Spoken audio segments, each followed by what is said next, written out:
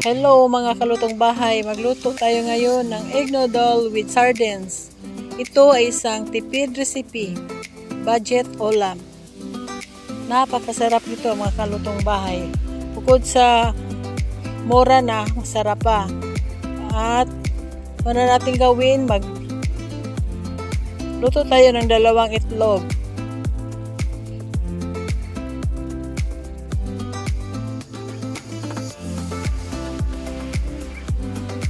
Pag mainit na yan, ilagay na natin ang itlog.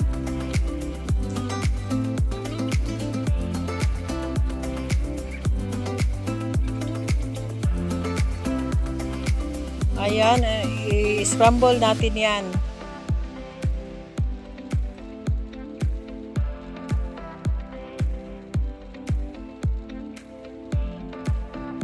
Shout out mga kalutong bahay.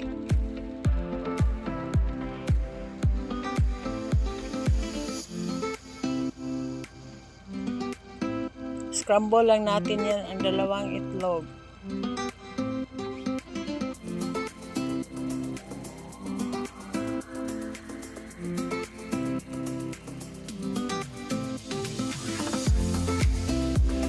Pagkatapos natin, set aside lang muna natin. Pagkatapos natin pag-scramble.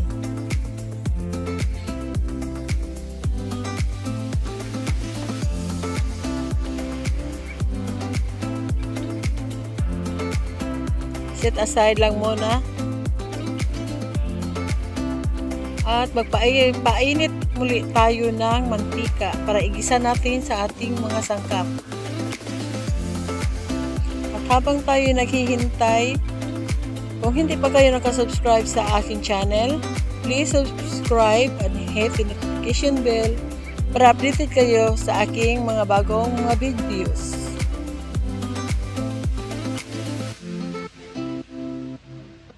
Pag mainit na yan, ilagay na natin ang bawang, sibuyas na pula.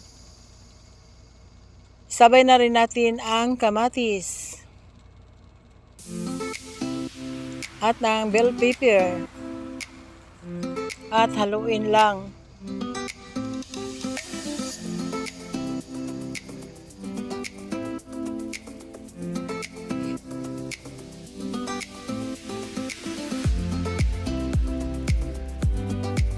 Pagkatapos dito, pag medyo nag-brown na, lagay na natin ang sardinas.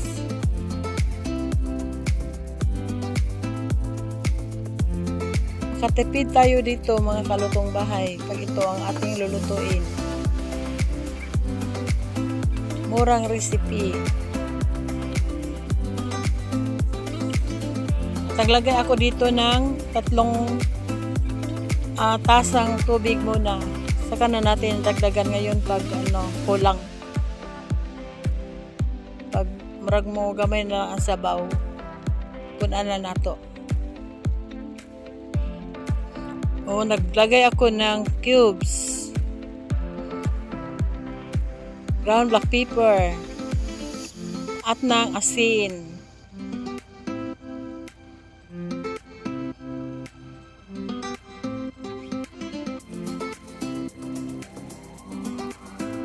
Haluin.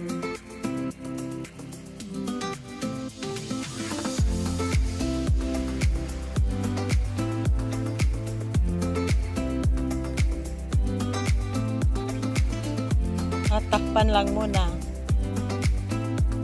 Ayan, at kumulo na.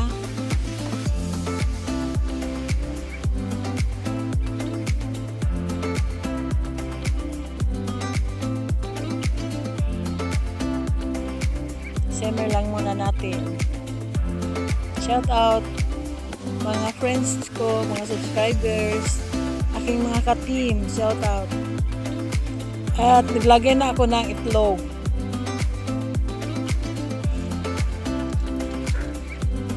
At yung tangkay ng butsoy. Inuna natin ang paglagay kasi medyo makapal yun. At sinilip ulit natin.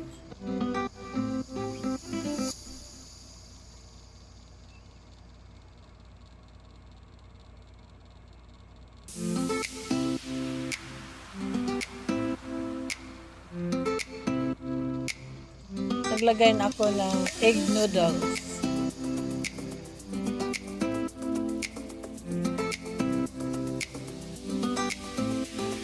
Ang sarap nito mga kalutong bahay. Makatipid ka pa, masarap na. Sarap pa. Subukan ninyo mga kalutong bahay. Sa panahon ngayon kasi, ang mahal ng bilihin. Kaya ito, subukan natin. Makatipid tayo, tapos lamig pag yun. Hindi ako nagbibiro. Lamig yun siya tinuon.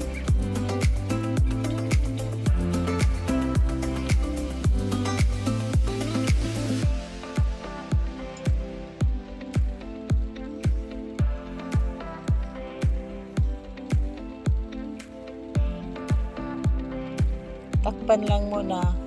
Dali. Mga ilang minuto, tingnan ulit natin. At ilagyan ko ng soy sauce.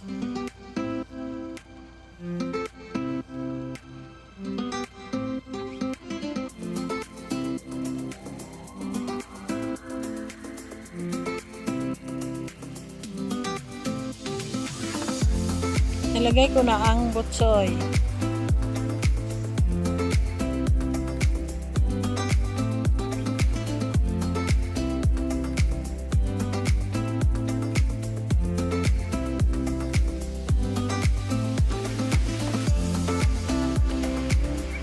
Haluin lang natin.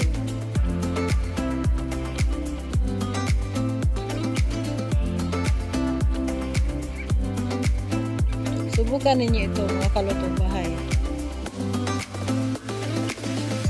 Basta ako nagustuhan ko ng ang luto na ito. Gustuhan din ng aking mga anak.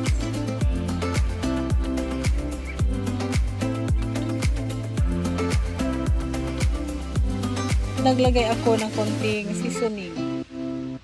Depende na sa inyo kung maglagay kayo, pero ako naglagay ako ng konti lang.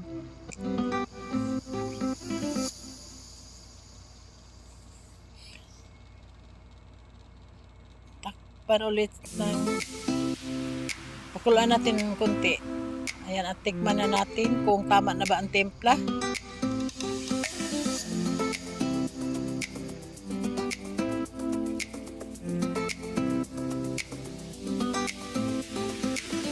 Ayan, at tama ang timpla. Saktong-sakto. Kaya i-simmer lang natin sandali. Takpan lang muna sandali. Para maluto-luto na yung butsoy na nilagay natin.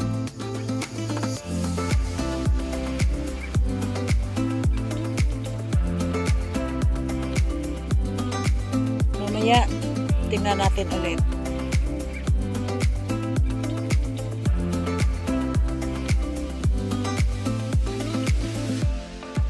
Shout out sa aking mga subscribers.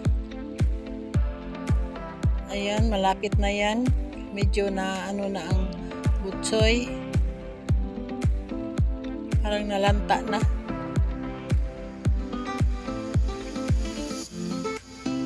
Ayan, luto na yan.